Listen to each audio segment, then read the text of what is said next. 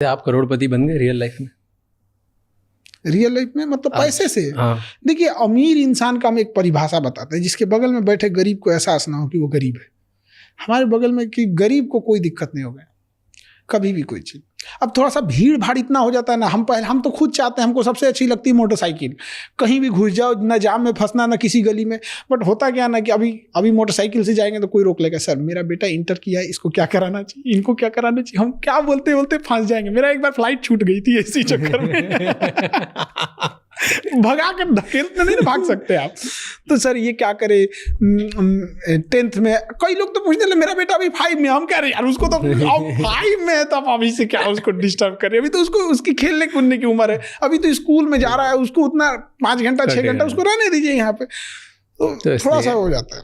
आप कपिल शर्मा में भी गए थे? हाँ। वहाँ का एक्सपीरियंस कैसा था? वो भी बहुत बड़े। कपिल शर्मा ना रियली मतलब वो ना कॉमेडियन टाइप के हाई हैं, उनके बातें में ही हंसी आती रहती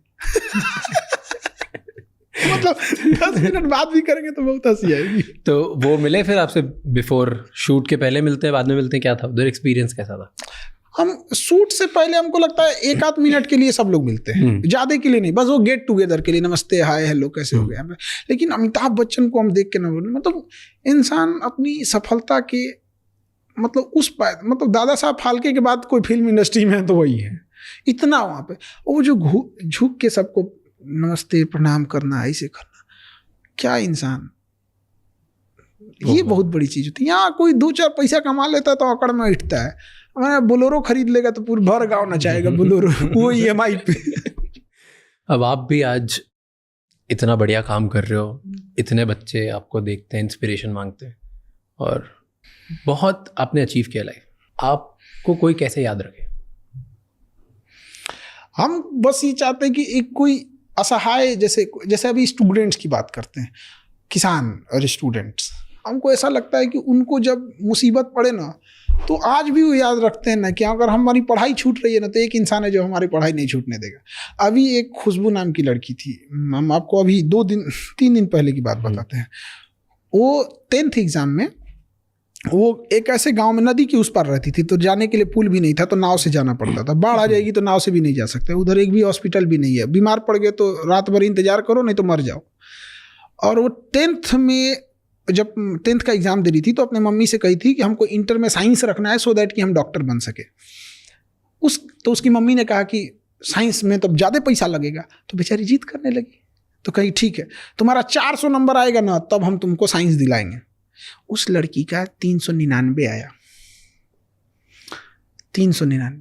हद देखिए, उसके घर वालों ने उसे साइंस नहीं लेने दिया, उसका डॉक्टर बनने का सपना तोड़ दिया गया और उस लड़की को आर्ट्स दिला दिया गया। वो हिस्ट्री ज्योग्राफी पॉलिटी ले ली, उसके लिए पढ़ाई बोझ हो गया, रोने लगी। 1 साल तक उसकी पढ़ाई बोझ हो गई। एक मीडिया वाला उसके घर गया तो उसने कहे कि खान सर को मेरी बात बस ये पहुंचा दीजिएगा कि मेरा सपना है, हम क्या बनना चाहते हैं कि हम साइंस लेना चाहते हैं, डॉक्टर बनना चाहते हैं।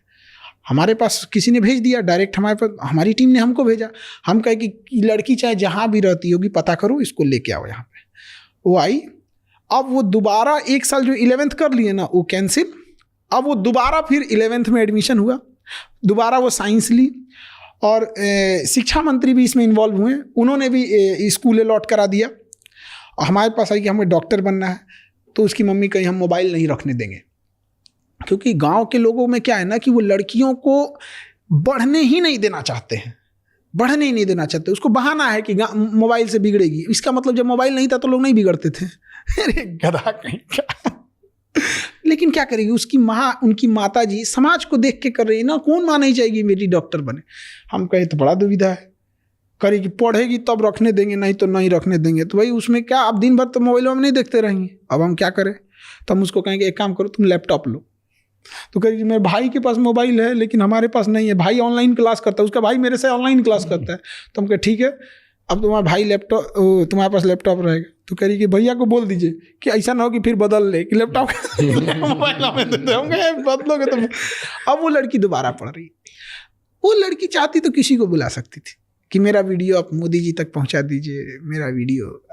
हजारों लोग टीचर हैं, किसी तक जा सकती हो। किसको बोली थी? खान सर। अब कहीं वो गरीबों को पढ़ाना चाहते हैं, गरीब इंसान को। आज वो पढ़ेगी, और उसको शर्त रखे है कि तुमसे इलाज कराने हम आएंगे, अब फीस नहीं देंगे। क्योंकि उसके लैपटॉप में हमने सारे क्लास डाल दिए, नीट के 11th NEET, 12th NEET, dropper NEET, जिसमें अच्छा लगे उसको वो सारे क्लास उसको ले दिए। और उसको हमने एक्सेसिबिलिटी 24/7 की एक्सेसिबिलिटी दे दी है कि उसको जब चाहे जो बात है आके कह सकती है, टेस्ट दे सकती है, उसे कोई नहीं रोकने वाला है यहाँ पे। अच्छा लगता है। अब जब ये डॉक्टर बनेंगे लोग तो आपको क्या लगता है किसी मरीज से ये क्या कहेंगे कि तुम ब्लड जांच करा के आओ, आधा कमीशन मेरा। ऐसा कोई नहीं होगा। ये चीज अच्छा लगता है कि लोग इस वजह से याद करें। हमें जानने के लिए सब जानते हैं, लेकिन उम्मीद की नजर से कोई देखता है तो गरीब लोग देखते हैं। आज भी पटना में जो लोग आते हैं तो हॉस्पिटल में कहीं पे जब ब्लड नहीं मिलता है ना, तो हॉस्पिटल वाला चुपचाप बोलता है कि चल जाओ खान सर के पास, वो ब्लड दिला देंगे। और हम सैल्यूट करते हैं ऐसे गार्जियन को जिनके बच्चों को हम पढ़ाते हैं, क्या संस्कार सिखा के भेजा। हम बोलते हैं कि बाबू ये आदमी है, इन्हें ब्लड चाहिए। अभी 2 दिन पहले 1 साल 2 साल की किसी की बेटी थी, उसका ऑपरेशन होना था, तो वो निगेटिव ब्लड चाहिए। निगेटिव बड़ा मुश्किल से मिलता है, किसी के पास है, कोई ना कोई उसमें मिल जाएगा, क्योंकि हजारों बच्चे होते हैं। और दिखा देंगे ना, हम उसे जान रहे हैं ना वो उसे जान रहा है। मेरे कहने पर उस बच्चे की माँ बाप को हम कहते हैं कभी इनके माँ बाप मिले तो हम दंडवत प्रणाम करें जमीन पे लेट के, भाई क्या संस्कार सिखाए। आज मतलब कि दुनिया में कोई किसी को ब्लड नहीं देता है, मेरे कहने पर वो जाके उसको ब्लड दे जाते हैं। तो ये चीज़ बहुत अच्छा लगता है कि क्या ही बताया जाए, ना हम जान रहे हैं ना कुछ, गजब लगता है। एक बहुत बूढ़े आदमी थे वहाँ पे, उनका मतलब 7-8 यूनिट ब्लड चाहिए था, कहाँ से लाएंगे। तो उनको जब दिलाए तो एकदम बूढ़े थे, झुक नहीं पा रहे थे, तो झुके अब लगे मतलब पैर पकड़ने के। हम कह अरे महाराज हमको नरक में भेजिएगा आप, यहाँ पे मेरा फर्ज बनता है, यहाँ हम लोग हैं, यहाँ जरूरत ना पड़े किसी को हॉस्पिटल में।